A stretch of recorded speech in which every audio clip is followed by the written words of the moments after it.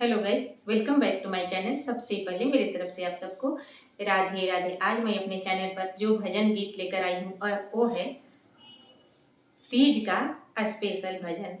आप लोग लास्ट तक देखिएगा, बहुत ही अच्छा है, बहुत ही प्यारा है। शिव जी का भजन है ये, क्योंकि तीज व्रत शिव जी का ही है और पार्वती माता का है, इसलिए शिव जी का भजन लेकर आई हूँ। आप लोग मेरे साथ पहले शिव जी को प्रणाम कीजिए। जय भोलेनाथ मैया भवानी की जय। तो चलिए आगे चलती हूँ।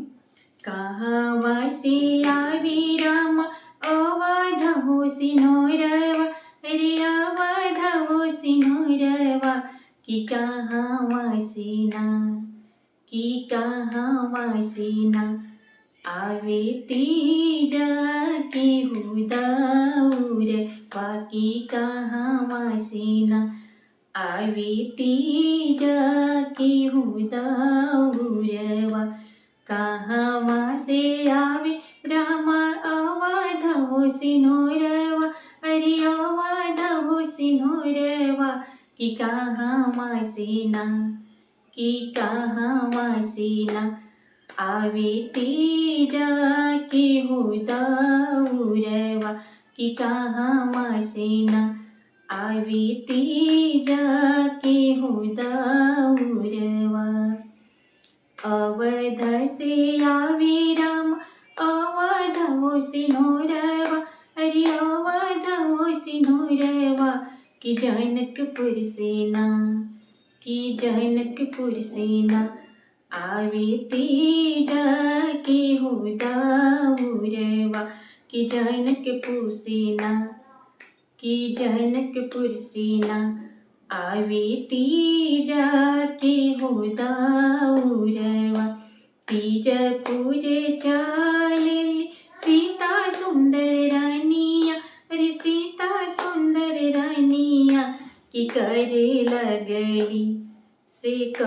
लगली शिवा से होया रजिया, से करे लगली शिवा से होया रजिया, से करे लगली ना, से करे लगली शिवा से होया रजिया, से शिव दिया मारा हो सुहागवा, से शिव दिही, से शिव दिया मारा हो सुहागवा।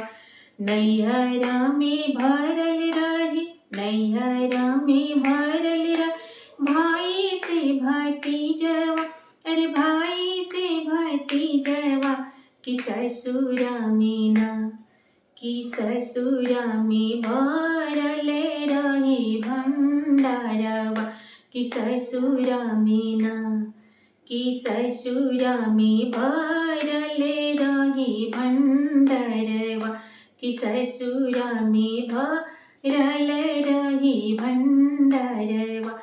कहाँ से आवेला, कहाँ से आवे अवध हो सिनोरवा, अरे अवध हो सिनोरवा, कि कहाँ वासिना, कि कहाँ वासिना, आवे कि आवे तीज के हुदौरवा, कि कहाँ वासिना, आवे तीज के हुदौरवा, से कहाँ वासिना, आवे तीज के हुदौरवा।